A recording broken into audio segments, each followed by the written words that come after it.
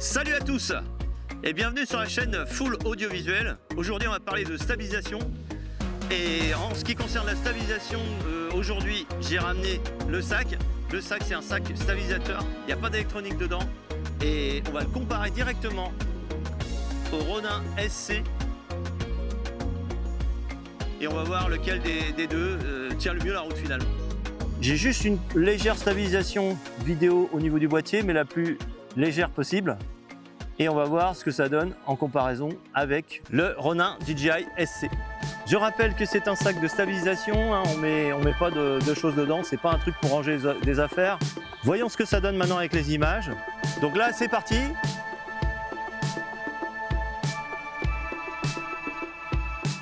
Alors pour le sac, plus la caméra est lourde, plus vous allez lui trouver une utilité. À savoir que avec le poids de la caméra, ça va stabiliser avec votre corps de manière naturelle. Par contre, je vous le déconseille si vous avez un terrain qui est absolument pas plat, des aspérités, etc.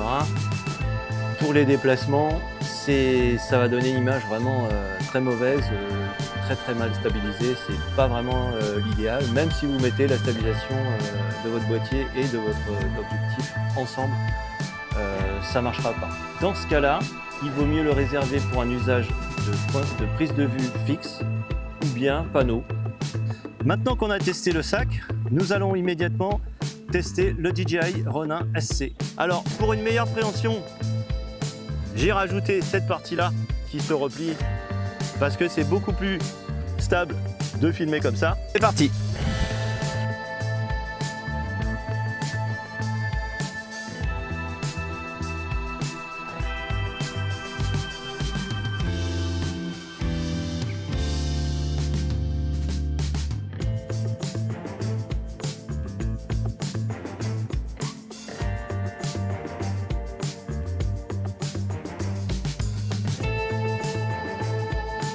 Alors comme vous pouvez le constater sur les images, le gimbal c'est un autre niveau, c'est beaucoup plus stable effectivement.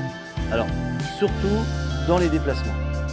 Lorsqu'on est sur des plans fixes, on est sur une équivalence un petit peu plus stable pour les micro-tremblements.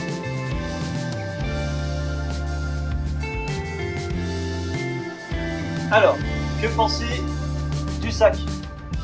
C'est pas compliqué. Si vous avez un tournage à faire avec le sac, si votre caméra est lourde, si vous n'avez pas de déplacement sur un sol, notamment sur un sol défoncé, c'est-à-dire si vous avez un déplacement à faire sur un sol très lisse, avec une stabilisation du boîtier de l'objectif et une marche très douce, genre marche du ninja, vous n'aurez aucun problème avec le sac. Par contre, si vous voulez faire tout type de déplacement, et notamment des allers-retours, etc., des suivis de personnes, clairement il vous faudra un gimbal.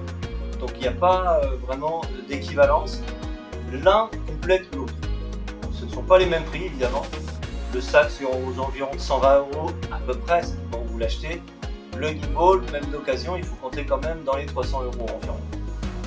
Prendre la marque bien entendu. Alors avant de se quitter, n'oubliez pas de liker la vidéo. N'oubliez pas également de vous abonner. Vous pouvez me retrouver sur mon site alainvivantvidéaste.fr. Je vous dis à la prochaine vidéo et à bientôt. Bye bye.